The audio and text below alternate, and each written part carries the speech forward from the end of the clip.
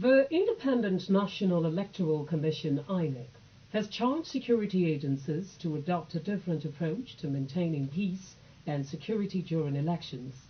This, the Commission strongly believes, can be achieved through evolving proper synergy, coordination and collaboration among various security agencies involved in the forthcoming rerun elections, saying thugs cannot be more powerful than security personnel. This call was made at a meeting of the Commission's Interagency Consultative Committee on Elections held in Abuja this Friday. Clearview's TV Anita Patrick has more. Owing to security lapses observed during the November 16, 2019 governorship elections in Kogi and Bayelsa states, the electoral umpire Inec says it is concerned with the handling of deployments of security personnel during elections. Inec believes the approach adopted left much to be desired, as more emphasis was placed on deployments of security operatives without regard to the strategic need to protect the electoral process and voters. As the nation prepares to go into another round of rerun polls, Inec chairman Professor Mahmood Yakubu has made it clear that since the Commission has no power to cancel an election, it will no longer hold election in any constituency where the safety of voters, personnel and materials is threatened. The Commission is concerned that security deployment in some of the most recent elections left much to be desired. There is more emphasis on numbers of security personnel to be deployed, but less consideration on strategic deployment to protect the process, leaving voters, election officials, party agents, observers, the media, and even unarmed security personnel at polling units vulnerable to attack by thugs and hoodlums.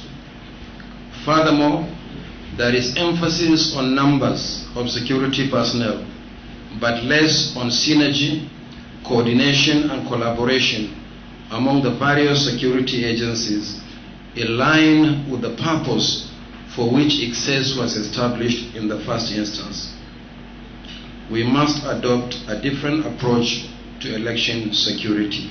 Throwing more weight on the call for a new approach to tackling election security, the National Security Advisor Babagana Monguno assured that henceforth security breaches during elections will not be swept under the carpet.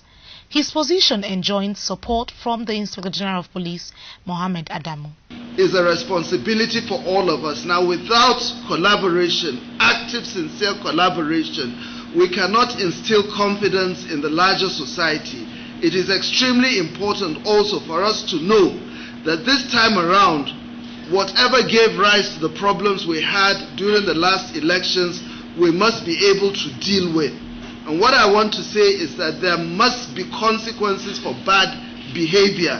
Bad behavior not only in relation to thugs, criminals, outlaws, and people who just want to upset the entire system, but our own elements, our own agents who either by design or default will want to scuttle this process must be brought to book.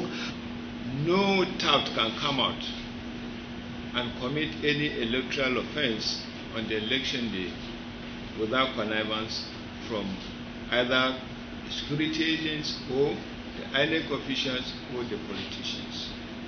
But when we work together, everybody knows his responsibility.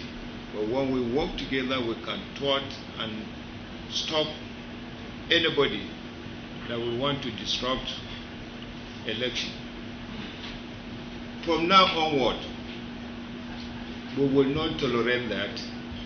From now onward, we are going to give an example during this rerun. Anybody that comes to disrupt the electoral process,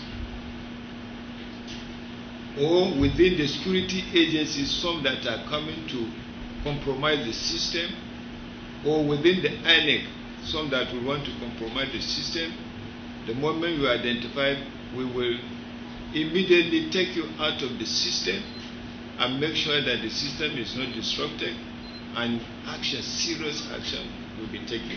As more Nigerians push for reform of the nation's electoral process, particularly the growing quest for electronic voting to reduce violence and ballot box snatching to the barest minimum, Inec has pledged to work with the National Assembly and all stakeholders for the introduction of a generally acceptable electoral legal framework.